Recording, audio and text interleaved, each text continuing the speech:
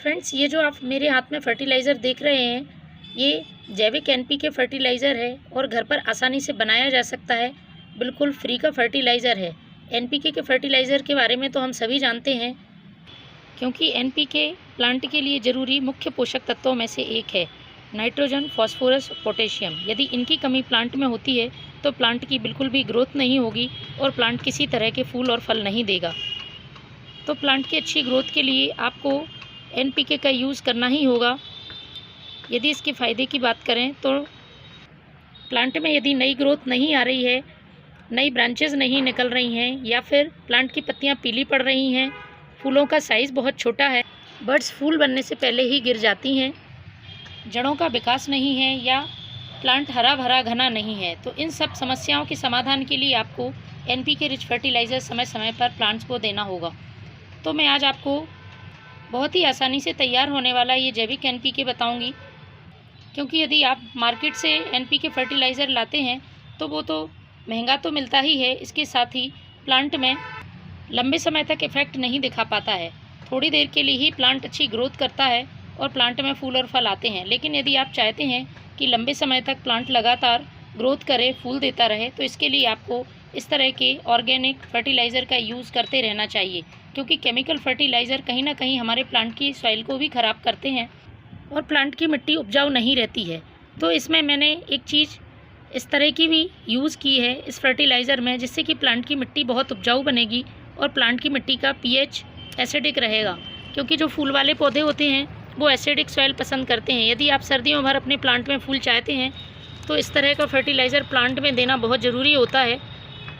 लेकिन किसी भी फर्टिलाइज़र को देने से पहले 1 से 2 बातें आपको ध्यान रखनी है। प्लांट को फुल सनलाइट में रखना है। सर्दियाँ शुरू हो गई हैं और धूप में कमी देखी जा रही है। यदि धूप कम रहती है तो प्लांट में फिर ग्रोथ नहीं होती है और पत्तियां पीली पड़ जाती हैं, फूलों का आकार बहुत छोटा होता है।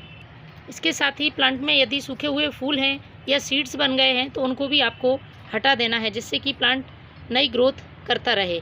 इसके बाद मिट्टी की एक बार गुड़ाई करनी है, तो पानी को ज़्यादा मात्रा में नहीं देना है। पानी रुकना नहीं चाहिए, इससे नहीं, यदि पानी मिट्टी में रुका रहता है तो जड़ें गलने लगेंगी और प्लांट ख़राब हो जाएगा। चलिए मैं बताती हूँ किस तरह से इस फर्टिलाइज़र को बनाना है और इसे प्लांट पर किस तरह से यूज़ करना है।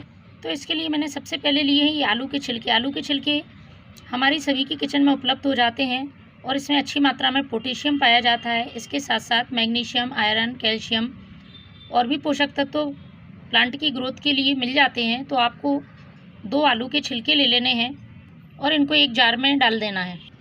इसके साथ मैं दूसरी जो चीज़ ले रही हूँ वो है केले के छिलके। ये 2 से 3 दिन पुराने केले के छिलके हैं और 2 केले के छिलके मैंने लिए हैं। केले के छिलके में बहुत अच्छी मात्रा में पोटेशियम होता है। इसके साथ ही फॉस्फोरस, मैग्नीशियम, आयरन, कैल्शियम जैसे पोषक तत्व होते हैं और प्लांट के फूल आने के लिए बहुत ही हेल्पफुल हैं। तो ये भी आपको इसी जार में इकट्ठे करके डाल लेने हैं। इसके बाद जो मैं तीसरी चीज़ इस्तेमाल करूँगी नाइट्रोजन से भरपूर है और प्लांट में संपूर्ण पोषक तत्वों की ज़रूरत को पूरा करती है। ये है गोबर की खाद। आपको पुराने गोबर की खाद ले लेनी है, ताज़ा गोबर का खाद यूज़ नहीं करना है। तो इसको भी मैं 1 मुट्ठी गोबर की खाद इसमें डाल रही हूँ। ये प्लांट में बहुत अच्छी ग्रोथ लाएगी। इसके साथ ही प्लांट को हरा भरा और घना बनाने का ये खाद काम करेगी। इसके बाद जो चौथी चीज़ लेनी है ये है प्याज के छिलके। प्याज के छिलके भी पोटेशियम से भरपूर होते हैं, तो हमको 1 मुट्ठी प्याज के छिलके ले लेने हैं। बहुत ही अच्छा होममेड ऑर्गेनिक फर्टिलाइज़र है और इसे आप महीने में 1 बार अपने प्लांट पे देते हैं तो प्लांट को सारे पोषक तत्वों की पूर्ति हो जाएगी और किसी खाद की ज़रूरत नहीं पड़ेगी। अगली जो चीज़ है वो है ये यूज्ड टी लीफ। ये प्लांट की मिट्टी को एसिडिक बनाने का काम करेगी, मिट्टी को उपजाऊ बनाएगी।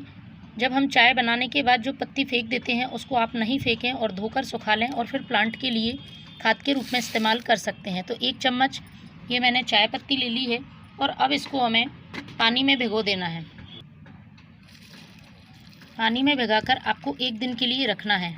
ढककर छाया वाली जगह पर इसको 1 दिन के लिए रखें। इसके बाद इसे हमें प्लांट्स पर यूज़ करना है। ये वाला फर्टिलाइज़र आप सभी प्लांट्स के लिए यूज़ कर सकते हैं। तो 1 दिन पहले जो मैंने फर्टिलाइज़र तैयार किया है वो कुछ इस तरह से तैयार हुआ है।